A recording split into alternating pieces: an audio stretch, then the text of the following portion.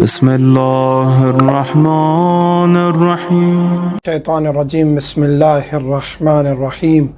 اللہم صلی علی محمد وآل محمد۔ مومنین کرام، ایک اہم ترین ٹاپک، ایک اہم ترین گفتگو جو بہت ضروری ہے ذکر کرنا کہ خواتین کا پردہ کتنا ہے اور کس کس سے کتنا اس کا حجاب ضروری ہے۔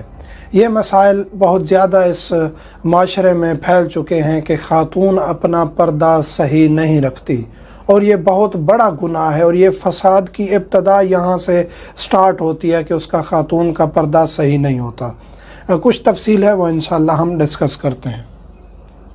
میاں بیوی کے درمیان کوئی پردہ نہیں ہے، میاں بیوی آپس میں ہیں، گھر میں ہیں، ان کا کوئی پردہ نہیں ہے، وہ ایک دوسرے کے تمام اعضاء کو، جسم کو دیکھ سکتے ہیں، اس میں کوئی حرج نہیں ہے، اور میاں بیوی ایک دوسرے کے لیے بالکل حلال ہیں اور ان کا آپس میں کوئی پردہ نہیں ہے۔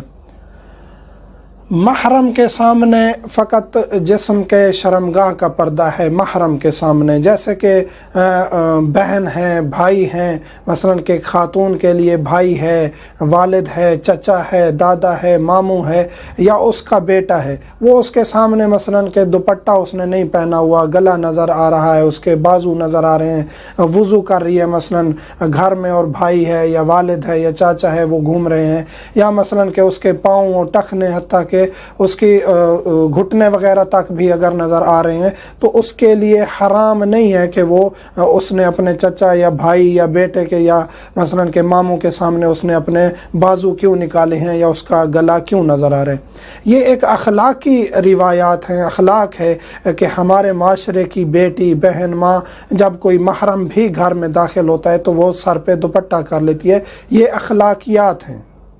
اور یہاں لوگ مراجع عظام تک کو گالیاں دے دیتے ہیں۔ ہم تو ایک چھوٹے سے ادنا سے طالب علم ہیں، گزشتہ کچھ دنوں سے ہمارے خلاف سوشل میڈیا پہ گالیاں دی گئیں، ہمارے کلپ کو شیئر کر کے یہ جنسی مسائل بتاتے ہیں۔ تو کیا ہم اپنی طرف سے بتاتے ہیں جنسی مسائل؟ ہمارا مقصد ہے شریعت بتانا، ہر چھوٹے بڑے کو شریعت کا علم ہونا چاہیے کہ حلال کیا ہے اور حرام کیا ہے۔ جو لوگ گالیاں دیتے ہیں نہ ان کو داڑھی کا پتہ ہے، نہ ان کو نماز کا پتہ ہے، نہ ان کو دین کا پتہ ہے، فقط بیٹھے ہیں مراجع عظام کے خلاف، حلال حرام کا پتہ نہیں ہے۔ گھر میں تو وہ اپنے آپ کو دیندار بناتے ہیں اور باہر ان کی حالت کیا ہوتی ہے۔ ہر کسی کو علم ہے کہ کون کتنے پانی میں ہے۔ خدارا ایسا کام نہ کریں کہ آپس کی صفوں میں بھی اختلاف پیدا ہو جائے۔ ہم نے کبھی کسی مومن کی دل آزاری نہیں کی، اور آپ ماں بہن کی گالیاں شروع ہو جاتے ہیں اس شخص کو جو دین بتاتا ہے اور شریعت بتاتا ہے، تو اپنا قبلہ درست کر لیں۔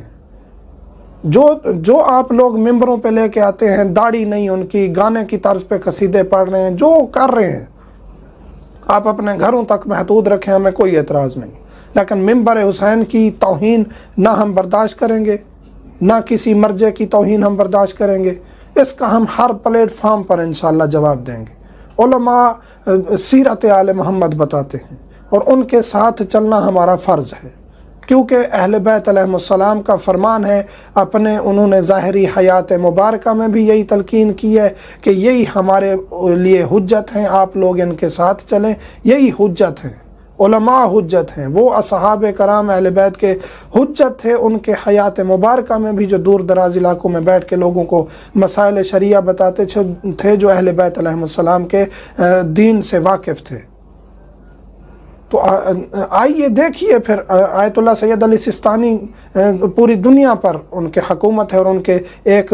فتوے سے دنیا ڈرتی ہے۔ آج بھی وہ کرائے کے گھروں میں بیٹھے ہیں، کوئی لگژری گاڑیاں نہیں ہیں ان کی، کوئی لگژری مکانات نہیں ہیں، کوئی مومنین کا پیسہ وہ ضائع برباد نہیں کر رہے۔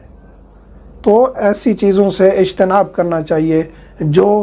کسی امام کی، نائب امام کی مسند پہ بیٹھے ہیں، یا علماء ہیں یا طالب علم ہیں، آپ ان کو گالیاں دیتے رہیں۔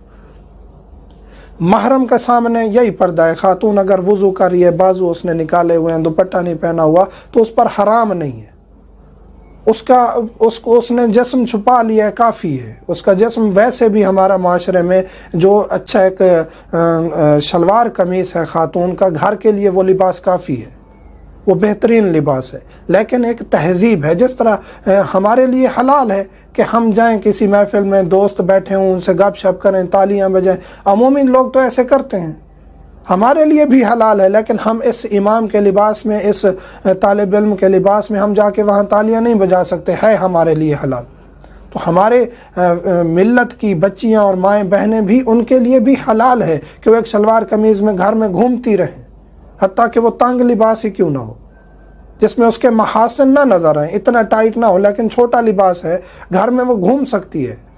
لیکن اس کا ایک تہذیب ہے، اس کا ایک تمدن ہے کہ وہ دوپٹہ کرتی ہے، یا بھائی کی یا بیٹے کی یا والد کی نظر نیچے ہوتی ہے۔ تو یہ ایک تہذیب ہے، یہ اخلاق ہے، یہ سیرت اہل بیت ہے۔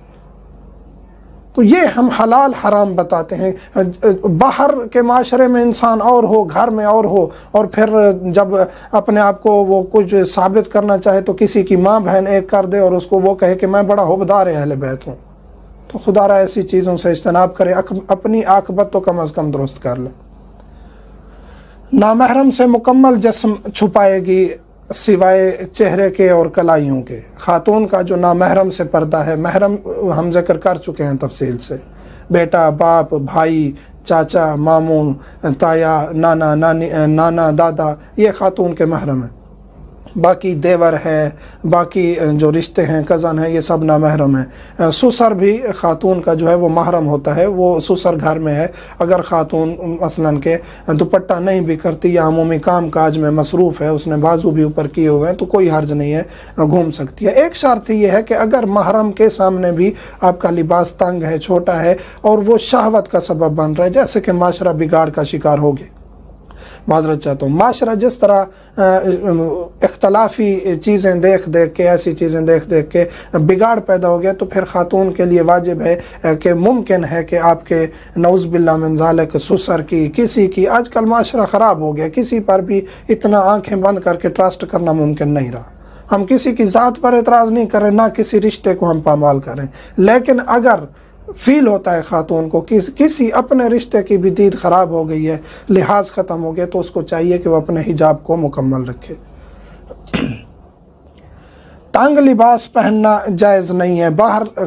کہیں بھی اپنے محرم کے علاوہ، اپنے شوہر کے علاوہ خاتون زینت بھی نہیں کر سکتی، زیب و آرائش نہیں کر سکتی، تنگ لباس بھی نہیں پہن سکتی، اور جاذب نظر لباس نہیں پہن سکتی۔ یہ معاشرہ خصوصاً اس چیز کی طرف چلا گیا ہے کہ خواتین کہیں بھی میٹنگز میں جاتی ہیں، کہیں بھی باہر جاتی ہیں، آؤٹنگ پہ جاتی ہیں، کہیں فنکشن اٹینڈ کرنے، محفل ہے، شادی ہے وغیرہ ہے، جاذب نظر لباس اور اس کے اوپر ہلکا سا سکارف مکنا لے لیا کہ میں نے تو شرعی پردہ کیا ہوا ہے، ایسا جائز نہیں ہے، کیونکہ اس سے آپ کے باڈی کے اعضاء بھی نظر آ رہے ہیں، آپ نے ٹائٹ لباس پہنا ہوا ہے، دوسرا جاذب نظر ہے، آپ کا میک اپ، آپ کی اٹریکشن جو ہے وہ غیر محرم کو آپ کی طرف اٹریکٹ کر سکتی ہے، تو یہ کرنا بھی جائز نہیں ہے۔ سب سے بہتر لباس یہ ہے کہ خاتون اپنے آپ کو عبایا میں رکھے، یا اتنا کھلا چیسٹر پہنے کہ اس کی زینت یا اس کی چیزیں نامحرم کو نظر نہ آئیں۔ جرابیں پہننا ضروری ہے، ہمارا معاشرہ جرابیں خواتین پہنتی ہی نہیں ہیں اکثر مقامات پر، حتیٰ کہ یہاں زیارات پہ بھی آئی ہوئی تھیں تو ان کی جرابیں نہیں ہوتی۔ جرابیں پہننا بھی ضروری ہے، نامحرم جب آپ کے پاؤں دیکھے گا تو آپ کے لیے وہ باعث عذاب بن جائے گا۔ حج و زیارات پر خصوصی خیال رکھیں، یہ ایک بہت ہی ضروری میں ریکویسٹ کرنے جا رہا ہوں اپنی مومنات سے، بہنوں سے، اپنی ماؤں سے، اپنی بچیوں سے، کہ خدا را آپ حج پہ جاتی ہیں، عمرہ کرنے جاتی ہیں یا زیارات پہ جاتی ہیں،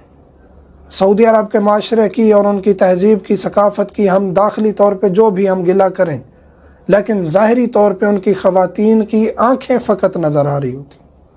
تو ہمیں بھی ظاہری لباس ان کا دیکھنا ہے کہ وہ جس طرح وہ لوگ اسلام کو جو بھی ان کا نظریہ ہے، لیکن وہ ظاہری طور پہ ان کی خواتین، حتیٰ کہ ہماری مومنات بھی ہیں سعودی میں،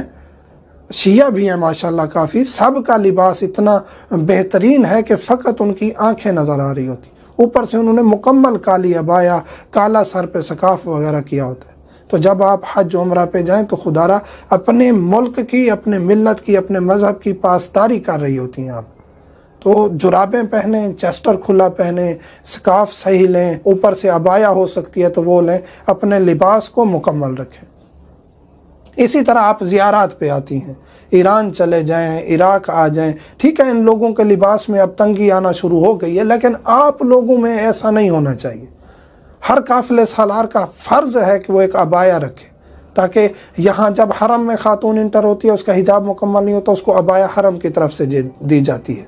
کہ جب وہ زیارت سے نکلے گی واپس کر دے گی۔ یہ توہین ہے آپ کی کہ آپ کو حرم کی مینجمنٹ سکھا رہی ہے کہ آپ کا حجاب مکمل نہیں ہے۔ تو آپ اپنے حجاب کو مکمل رکھیں، آپ چیسٹر پہنیں، بڑا مکنا لیں۔ سیرت اہل بیت یہی ہے کہ خواتین کا مکنا اتنا بڑا ہو کہ اس کا سینہ اس مکنے میں چھپ جائے۔ تو یہ چیزیں ہیں، اور